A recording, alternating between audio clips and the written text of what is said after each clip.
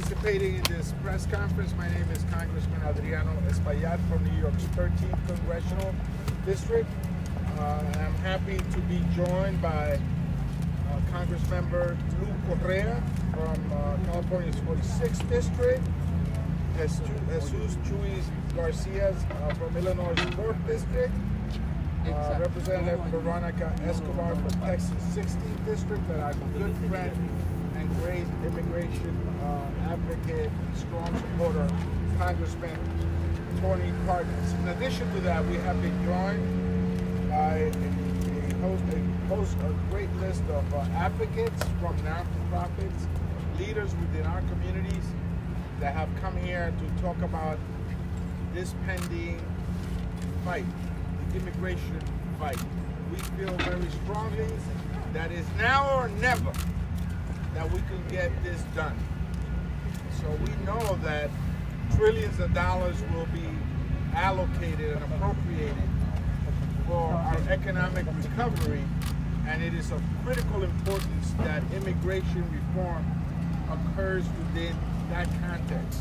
In fact, today in our caucus, we heard from Mark Sandy, who's the chief economist with Moody's Analytics, and he stated that traditionally we get about 1 million immigrants coming into the United States, and that in fact this last year, because of COVID and other policy reasons during the past administration, we only got 250,000 immigrants coming in, 250,000, and that we have significant number of jobs available. In fact, the workforce is not ready to really absorb all the jobs that folks that will enter it, unless we have the immigrants here. And so, if we're going to talk about building back better, we must include immigration reform in it. In fact, it will be, in my opinion, it will be morally bankrupt to say we're going to spend $3 trillion in our economic recovery, but the delivery people, in New York they call them los deliveristas, that deliver our food to our homes, so we were shivering in fear because of COVID-19, and we tipped them under the door. We didn't even want to open the door. And these folks were out there exposing themselves and at high risk of getting sick, that we leave them behind. But also, many young women that I saw, I went to a supermarket at 6 o'clock in the morning. I figured the line will be very short, and the line went around the block, and then I saw these young women as cashiers without the plexiglass dividers. I said, they must have contact with 75 to 100 people a day. This is high risk. Cab drivers, imagine getting in a car, somebody behind you, cough, that's a COVID capsule. People that took care of somebody's grandmother, somebody's mother, they had to get on a garb and scrub themselves before they went in to take care of that senior, and then scrub themselves clean when they went back home, so they wouldn't give COVID to their children and family members. We can't leave them behind. These were the heroes that got us through the pandemic. How is it that now we're going to allocate trillions of dollars and not include them in the package? That makes it morally bankrupt. And so that's why we're here today, to speak about that reality and the fact that we have several proposals that the Senate has put forward in front of the parliamentarian, but that in fact we need the collective will of all, the House, the Senate, and the White House. We are in control. We're going tight, but we are still in control. And we should have the political will to make this happen, to bring some level of help to immigrants while we spend $3 trillion. That's not a lot to ask for people that put their lives on the line during the pandemic for all of us. So with that, quiero decirle que estamos aquí porque creemos que los inmigrantes deben ser incluidos en el paquete de ayuda de recuperación de nuestra nación, que fueron ellos que nos ayudaron a sobrevivir la pandemia. llevando las comidas a nuestra casa, ayudando a nuestros envejecientes, trabajando en los supermercados, en las bodegas, transportando nuestra familia bajo condiciones muy difíciles y de alto riesgo. Y no deben de ser olvidados, deben de ser parte del paquete de ayuda a la recuperación de la nación. De hecho, la nación necesita la mano obrera de los inmigrantes para recuperarse. De otra manera, no se va a recuperar. Y por eso estamos aquí. So with that, let me introduce you to Congressmember from California, Luis Correa. Muchas gracias. Thank you very much, Congressman Espaillat. Congressman Luis Correa, Orange County, California. I love this country. I'm a patriot. Where else in the world could a son of a maid who cleaned hotel rooms rise to be a member of the United States Congress? Nowhere else in the world. This is a land of opportunity, and I want to keep it that way for the next generation. You know, my daughter, about 6 months ago, came home crying. I'm blessed because I live in the same neighborhoods I grew up in. My daughter goes to public schools, went to public schools. Ahorita no importa. I represent the biggest number of dreamers in the country. And she came home and said, Dad, my friends are scared. Again, a new court decision putting my friends that are dreamers at risk. They don't know if they're coming or going. Please, Dad, do something. Those dreamers that should have the same opportunities that I have to rise to the top in this country do not have that opportunity. I got a picture here. One of my constituents, a dreamer, Jose Angel Garibay, a dreamer, made the ultimate sacrifice, 21 years old in Iraq, first casualty of war from Orange County in Iraq. This is a dreamer. This is why we're here today. Let me show you another picture. Some call them terrorists. I call them heroes. Farm worker. You already heard the story. While the pandemic is going, these are the people that kept us fed. They are looking for nothing else than the pathway to citizenship. They don't want amnesty. They have done nothing wrong except have a dream for themselves and their children to come to America for a better life. And they bust. Every day they work hard. Why can't they have a pathway to citizenship? As Señor Espaillat said, we control the Senate, Congress, the presidency. There is no reason we cannot give these folk justice. And it's not about dreamers, it's not about essential workers, farm workers, TPS. It's about America. You just heard statistics. We need the workers. We need to be competitively, economically competitive internationally. Why can't we give them a pathway to citizenship? There is no reason. Last few days ago, I was in my district. I was going to church, late of course, to Mass. Young man pulls me over. Wasn't young, but he looked young to me. He says, Señor, quiero hablar con usted un momento nomás. Sí, señor, ¿en qué le puedo ayudar? Me dice, Señor, tengo aquí en este país 25 años y le doy las gracias a mi país por las oportunidades para mí y para mis niños. Pero dice, tengo 25 años trabajando, lavando platos. Quiero más oportunidades. Por favor, una reforma migratoria. And he walked off. This man was not looking for a handout. He was looking to be part of the American dream. And that's why we're here today. And as been said, we'll say it again, this is our moment. We've waited 35 years. We cannot wait another 35 years. Today is the moment, and we have to seize that moment. Muchas gracias. Congressman from Illinois, Chuy Garcia. Thank you to my colleagues who stand here and all of the pro-immigrant and immigration allies who have joined this afternoon to lift up the cause of what is needed in our country. The economy needs us. Justice says that there needs to be a way forward for immigration reform to happen now, this year, in the reconciliation bill. My father came to this country as part of the farm worker exchange program in the late 40s. He eventually got his green card when he settled in Chicago, and then petitioned for my mother and my siblings to come here with our green cards. That is what we are asking.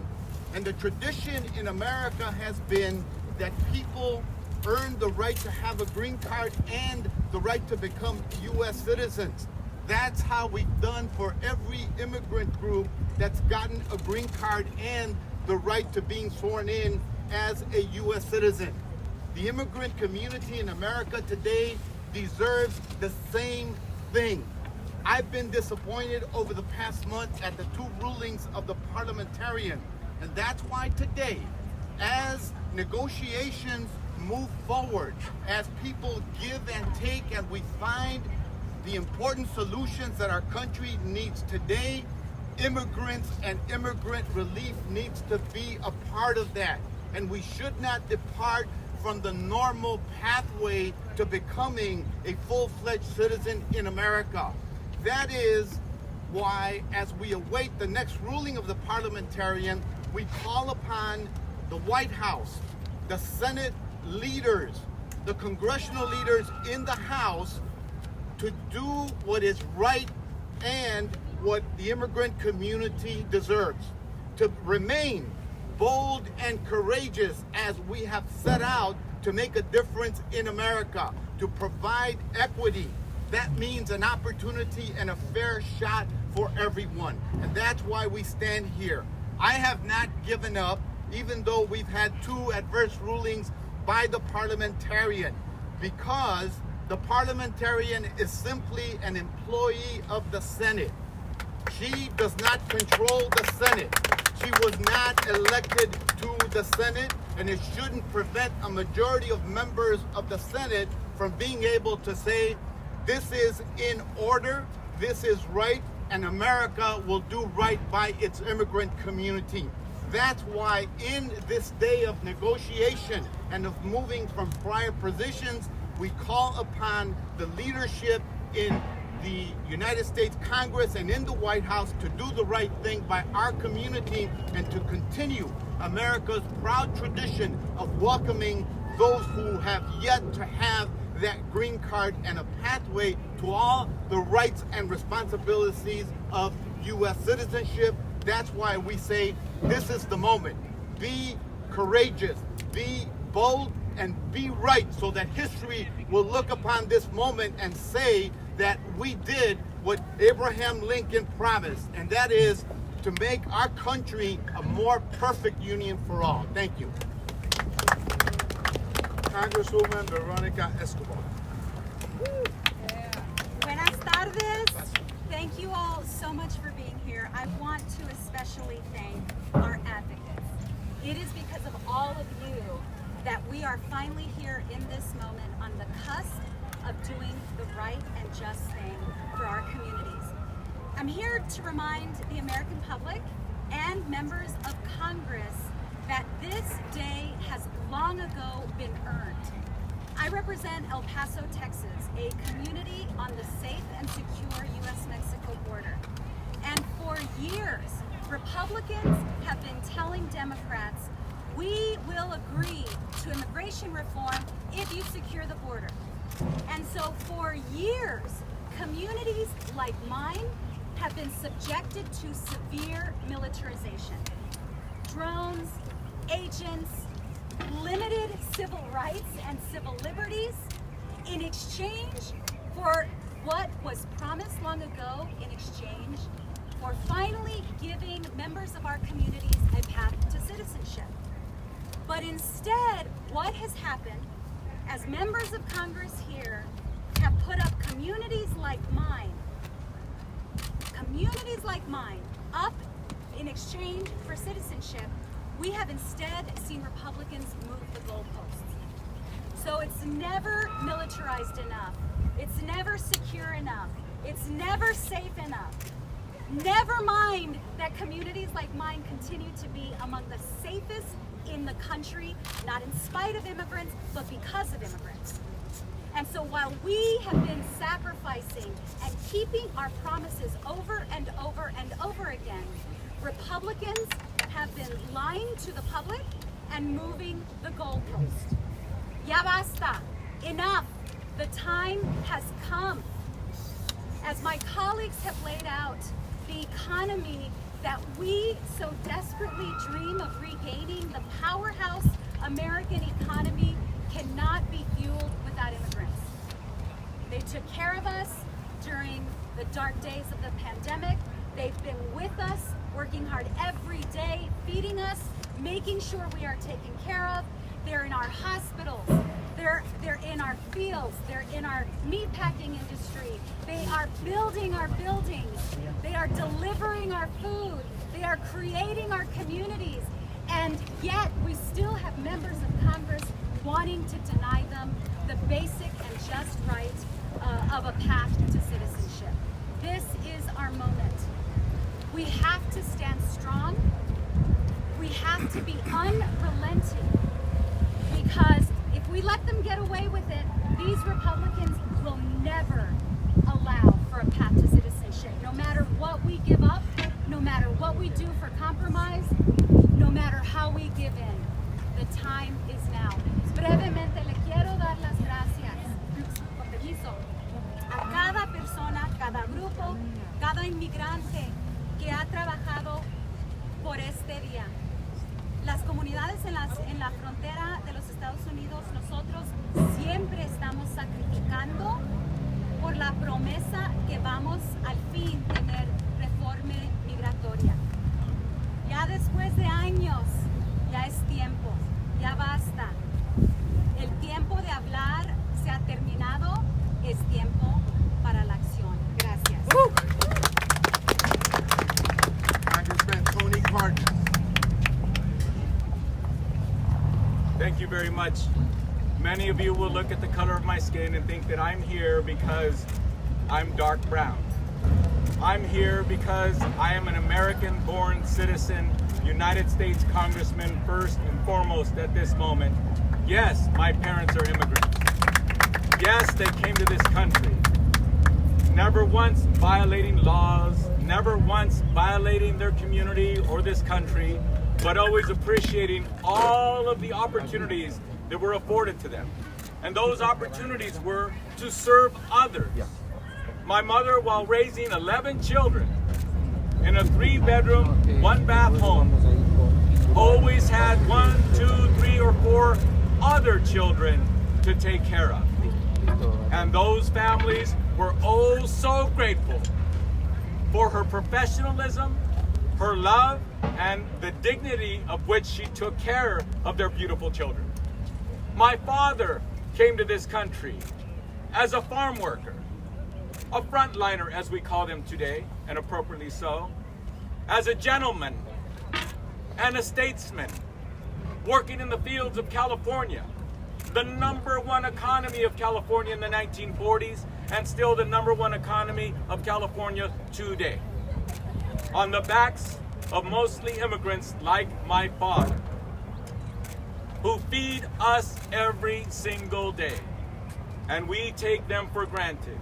It's time that in the halls of Congress, in the United States Senate, the House of Representatives, and thank God we have a President of the United States today that says, Congress, bring me comprehensive immigration, put that on my desk, and we will finally do justice for the American people. I'll say that again. Comprehensive immigration reform, getting our laws right in America, is more for the American people and the American economy than it is for the 11+ million people toiling every single day, feeding us, wiping our noses and other parts of our bodies, because many Americans refuse to do that even for their own grandmother. But immigrants will do that with dignity and respect. But more importantly, bringing dignity and respect to that human being that deserves that kind of love and attention. from another human being. Yes, 9 times out of 10, it is an immigrant. Many times and far too often, someone who is here undocumented and does it without complaint. That is what we're here to do, to remind our colleagues in Congress, to remind our colleagues in the United States Senate, you were elected by the people of this great country. You are the members who have the right to vote. You are the members who will dictate and choose what you will vote on, pass or fail. It is you, the elected people in the United States Senate, not an appointed individual, who is there to advise. And that advice is appreciated, but the job needs to be done. For the 328 American individuals in this country who want us to keep our economy going and growing. And without immigrants, without comprehensive immigration reform, we will not see that happen. So thank you to my colleagues and all of the organizations and every single person of every stripe, of every color, who believe and know the truth. Our country has been built beautifully, wonderfully, on the backs of immigrants. Thank you so much for supporting this cause. It is time. The time is now. Thank you. Okay, we will hear from the advocates. First, we will hear from Janet Murgia, President and CEO of Unidos USA.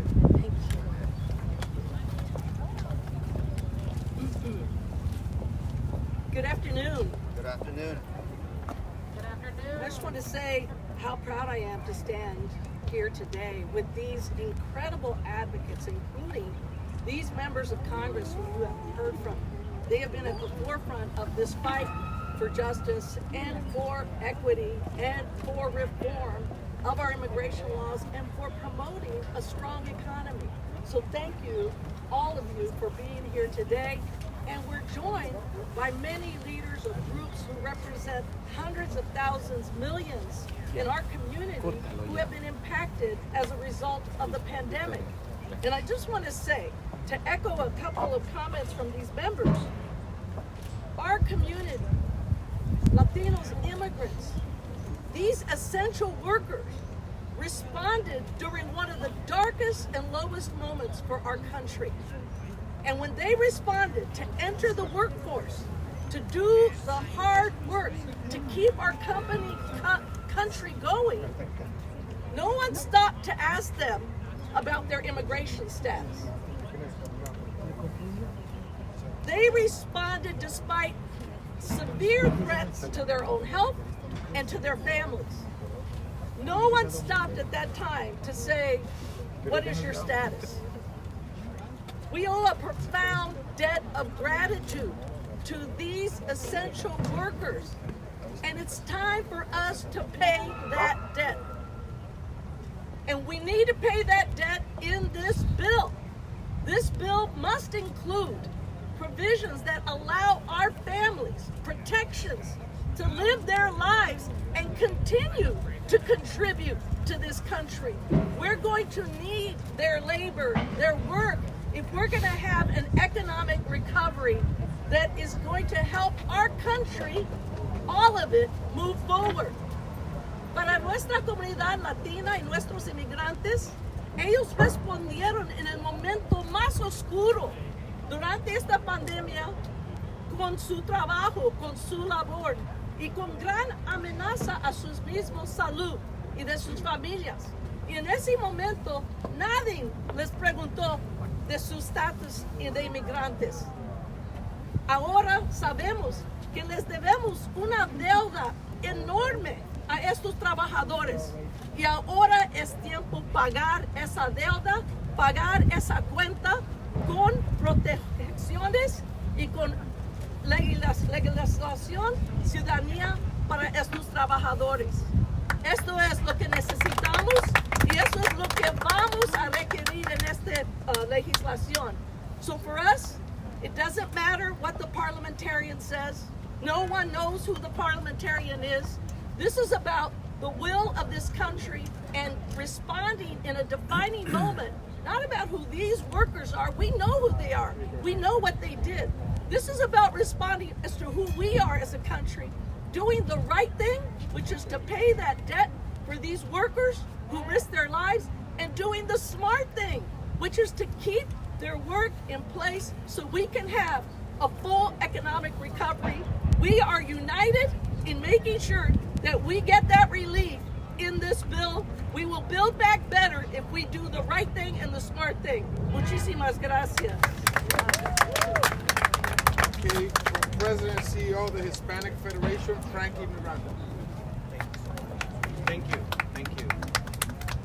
Thank you, Congress members, and thank you to my colleagues. This is the year. This is the year that we demand significant action from Congress on immigration. We demand action that protects immigrants, not criminalize them. They deserve to get out there without constant fears for their families, for themselves. And they don't deserve to be criminalized, often traumatized, for simply coming here and making our country better. Let's be clear. This country cannot build back better if we leave immigrants behind in our economic recovery. From healthcare workers, from farm workers, and many others that have been mentioned here, they deserve that we repay them for their sacrifices. And right now, employers everywhere are concerned that jobs are going unfilled, that we have a supply chain crisis that threatens to paralyze the economy, yet millions of immigrants are not allowed to work legally. This makes no sense. We have a solution in front of us. And another thing we all agree on, the Senate parliamentarian is an advisor, and her rulings are not binding. If the Senate parliamentarian cannot get to yes on including protections for immigrants, Democrats in Congress and the White House must use every available option to provide relief, including sidestepping or overruling the parliamentarian's advisory opinion. Together, we will continue organizing and mobilizing to demand the path to citizenship to all 11 million undocumented immigrants. And at the same time, we're committed to ensuring that we come out this year with protections for our communities as part of the Build Back Better agenda. This is not one or the other. We're working on both. And as organizations representing millions of Latinos across the country, we will have no stone unturned in the quest for fairness and protections for as many immigrants as possible. We stand before you today to demand that Congress and the White House do everything in their power to ensure they enact strong protections that will allow millions of undocumented immigrant workers and their families to come out of the shadows and to start living without fear. This is what they deserve, and this is what is right, and what is right for our economy. Este año es ahora que exigimos acción contundente del Congreso sobre inmigración. Exigimos acciones que protejan a los inmigrantes, no que los criminalicen. Acciones que permitan a los inmigrantes vivir y trabajar sin miedo. Quiero que seamos claros. Este país no puede reconstruirse mejor si dejamos atrás a los inmigrantes. En este momento en que los empleadores de todo el país están preocupados, que no encuentran trabajadores, que enfrentamos una crisis en la cadena de suministros que amenaza paralizar nuestra economía, tenemos a millones de inmigrantes que no se les permite trabajar legalmente. Esto no tiene sentido. Tenemos la solución enfrente de nosotros y no la estamos tomando. Es por eso que continuaremos organizándonos, movilizándonos para exigir el camino a la ciudadanía para los 11 millones de inmigrantes indocumentados y que ellos lo merecen. Y al mismo tiempo vamos a continuar luchando para conseguir acciones ahora, este año, para nuestras comunidades inmigrantes como parte de la agenda Build Back Better. No es una solución o la otra, es ambas. Muchas gracias. Thank you so much. Okay, let's hear now from Cindy Benavides, Chief Executive Officer of Blue Light.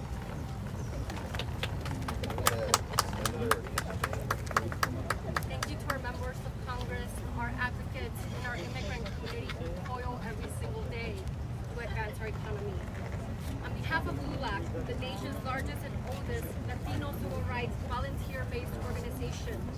I want to share 3 priorities. First, LULAC demands that senators include a pathway to citizenship in the reconciliation bill. We will not accept anything less for which there are workable, amenable, and acceptable solutions. The Pew Research Center found that more than 80% of Latinos and 72% of Americans support immigration changes. For too many years, undocumented immigrants have lived next to us as our neighbors and contributing members of society. They are the harvesters of our food. They are the caretakers of our elders and our sick. They are the essential workers that keep our businesses open. They are the mothers, the fathers, the grandparents, and children of our broken promises for a brighter and more fair future. Second, inaction on a pathway to citizenship is bad policy for the United States. The Federal Reserve Bank of St. Louis agrees that equity for Latinos will have tremendous gains for the broader society to the tune of trillions of dollars. Silence on a more just existence for millions is inhumane. Bureaucracy by the unelected, the parliamentarian, and unaccountability is undemocratic. At a time when the country needs a younger workforce to support the thousands of baby movers who retire every year, senators put party politics above the needs of the country. We are here today to say basta with false promises. We need action now. At a time when the contributions of Latinos in the U.S. are highlighted during the pandemic, senators balk at a responsible path forward. No more words or statements. We need action now.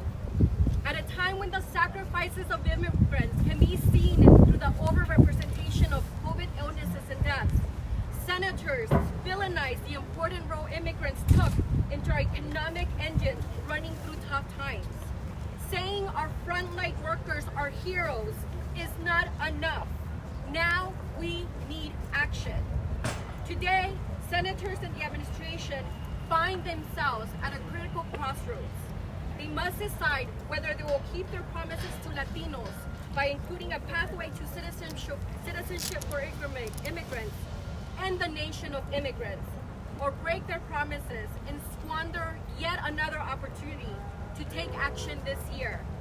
We will not stand silent, and we are demanding immediate action today.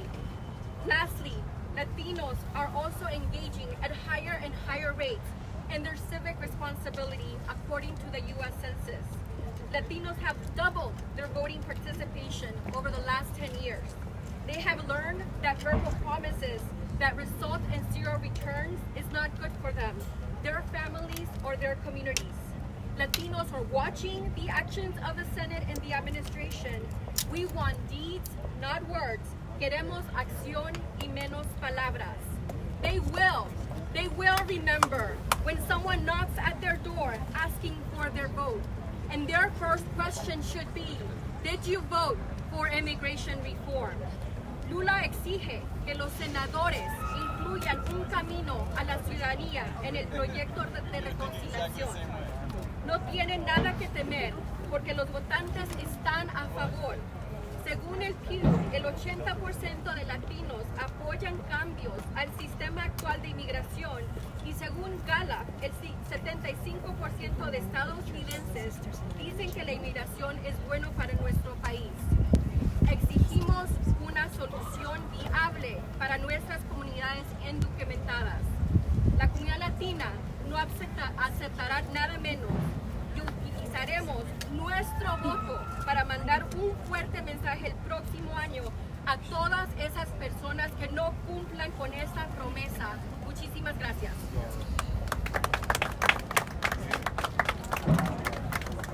María Teresa Kumar, founding president of Voto Latino.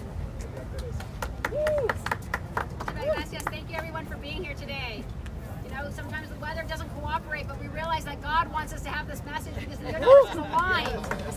I will be very, very clear and very, very brief. Voto Latino we were told what we needed to do in the Latino community when Donald Trump descended over 6 years ago. They told us that we needed to organize, run for office, register, and vote. And we did that. We delivered the Senate, the Congress, and the White House. And from now when we have the power of the Democratic Party telling us that it's the senatorial parliamentarian, had you told me that, we would have gone and made sure that we changed that too. It's very clear. We are all following by the same rules, but we demand the same respect. When we talk about the essential worker and the Latino community, you're talking about my family. You're talking about our family. When Congressman Cárdenas talked about having our families clean the noses and the butts of other individuals, I'm going to be very clear, that was what my grandmother did, that's what my mother did, and that's what I did. We are very clear that we're not asking for anything that we haven't merited.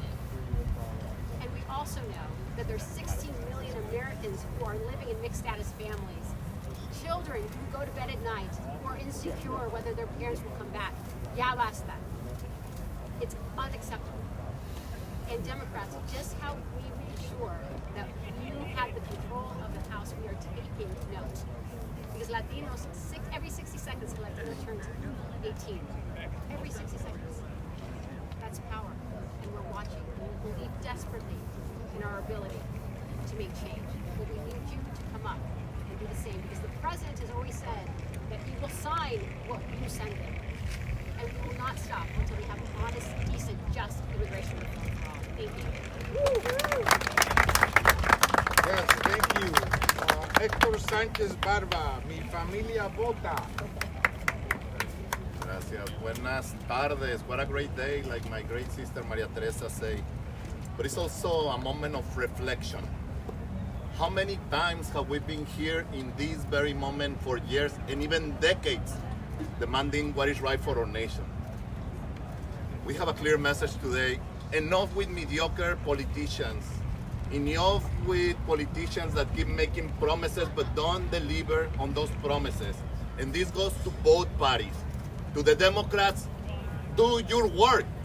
How many times have we sit with you and we hear promises and promises and promises, and we need a real commitment to immigration in the nation. You have everything on the table to get it done. And to Republicans, we showed you in that election what happens to anti-immigrants, extremists, anti-Latino voices in the nation. And we're gonna continue organizing in every community in the nation as the second largest community, and with powerful Latino vote, who got this president elected, who got this Congress elected, to make sure that we're going to continue that work. In Mi Familia Vota, we have the largest field operation in the nation. Had almost 2,000 paid people on the ground last year, plus volunteers, making sure with all the COVID protections that we deliver on this election in collaboration with all these amazing organizations. And we witnessed firsthand how undocumented workers die in the front lines to protect our economy, to protect our nation, to protect our families. So let's get it done.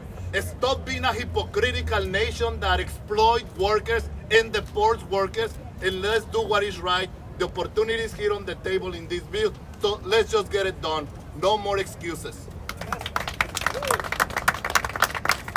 Kenneth Romero, Chair of the National Hispanic Leadership Agenda. Thank you, Congressman. Those that spoke before me talked about the countless acts of valor and the work ethic that have earned undocumented immigrants and their families citizenship, especially during this pandemic. But if gratitude and American values aren't enough for some members of Congress to vote yes on a pathway to citizenship, then they should do it for the national interest. This country needs those workers. They are part of every community. The supply chain that we see at the ports, the crisis, that will not abate before the holidays without them. Our hospitals will have no nurses, and the food we grow may not make it to the American tables. Even Santa Claus may find it hard to do his job this year without them. And if even the national interest isn't enough, then those members of Congress should vote yes, because we and the ever-increasing tide of Hispanic voters will not forgive nor forget if they don't. And when I say all this as chairman of the coalition of the National Hispanic Leadership Agenda, I mean that this is the position approved by the 41 most important Hispanic organizations that drive not only policy, but votes, that represent Hispanic businesses, healthcare providers, lawyers, educators, veterans, elected officials, and communities. Organizations that Latinos everywhere know and trust. Organizations that registered and got out the record-breaking Hispanic vote in the past election in Arizona, Nevada, Pennsylvania, Georgia, Texas, California, Florida, in every district and state with a Hispanic member of Congress or senator, and across the nation, and will continue doing so in elections and primaries to come. That is who I mean when I say we, the NHLA. Los inmigrantes indocumentados y sus familias se han ganado la ciudadanía con sus innumerables actos de valentía y esa ética de trabajo que todos conocemos, especialmente durante esta pandemia. Pero si ni el agradecimiento ni los valores americanos bastan para que algunos congresistas y senadores voten a favor de la ciudadanía, entonces deberían hacerlo por puro interés nacional. Este país necesita a esos trabajadores. Son parte de nuestras comunidades. La crisis que vemos ahora mismo en los puertos y la cadena de distribución no va a mejorar antes de las Navidades sin ellos.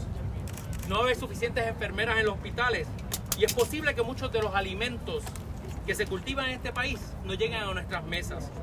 Incluso a Santa Claus y a los Reyes Magos este año se les va a hacer bien difícil hacer su trabajo sin ellos. Y si incluso el interés nacional no es suficiente, entonces esos miembros del Congreso deberían votar a favor, porque nosotros y los votantes hispanos, que cada día somos más, ni los vamos a perdonar, ni nos vamos a olvidar de esto. Y cuando digo todo esto como presidente de esta coalición de las 41 organizaciones más importantes de esta nación, es que esta es la postura que hemos aprobado, porque nosotros no solamente hacemos política pública, sino que también conseguimos votos en las urnas. Somos las organizaciones que representamos a los negocios hispanos, a los proveedores de salud, a los educadores, a los veteranos, a los oficiales públicos y a las comunidades. Son estas organizaciones que están aquí, en las que los latinos confían, que registraron y produjeron el número de votantes más grande en nuestra historia, en las últimas elecciones en Arizona, Nevada, Pensilvania, Georgia, Florida, Texas, en todos los distritos donde hay congresistas y senadores hispanos a través de toda la nación, y que vamos a seguir haciéndolo en las próximas elecciones y en las próximas primarias. A todas esas organizaciones que me refiero cuando digo nosotros, NHLA. Gracias. Para finalizar, Sergio González de Immigration Hub. I'm the final speaker, and I know that it's been a long program, so I'm going to be very brief. I hope that today you heard a sense of urgency. I hope today you heard the anger and the frustration that we carry for our communities. 60 million Latinos live in this country. We fueled victory in 2020. We also proved that we are the new swing voter. Promises are no longer enough. We heard promises in 2007, in 2008, in 2013, in 2009, and we actually never got the protections for our communities that we need. And then we saw a monster ascend to office in 2016, a monster who inflicted the maximum possible pain on our communities, on undocumented communities, who ripped families apart, who put kids in cages. And we refuse to let these communities, who we are working on behalf of, be vulnerable to that type of monster again. And so that is why we are here to deliver a loud and clear message, crystal clear, to the people in that building and the people in the White House. We are done waiting. We do not accept any excuses this year, not about process, our parliamentarian procedure, or anything else. This is the year that we expect you to deliver for our communities. And if you do not, there will be clear political consequences. Thank you. Thank you to all for being part of this press conference. Any questions? There's three of you who are here who explicitly tied your vote on reconciliation to immigration provisions being included. I think there's one more member, I think Lily Gomez is also in background, but it doesn't really become a threat or a challenge to leadership, but you hit eight votes that are conditioned. Are you working to whip up those votes? Do you call on your colleagues in the CHC and Tri-Caucus really to join you in making that challenge or taking that vow? Well, we have expressed our point of view regarding our votes to leadership. There have been other members of our caucus who have also expressed their grave concerns regarding immigration reform and it being included in this reconciliation package. I know that we're not alone in our thinking that this must happen and it must happen now. Let's see as we move forward in the next couple of days what we can count with, but leadership is aware of our position. I don't know if my colleagues. I think you can safely say that there's other individuals in Congress that share our concerns and have privately said that they're with us. And so we're hoping that that kind of pressure on leadership will result in immigration reform being part of the reconciliation package. Any other questions? Thank you so much. Thank you all. Thank you.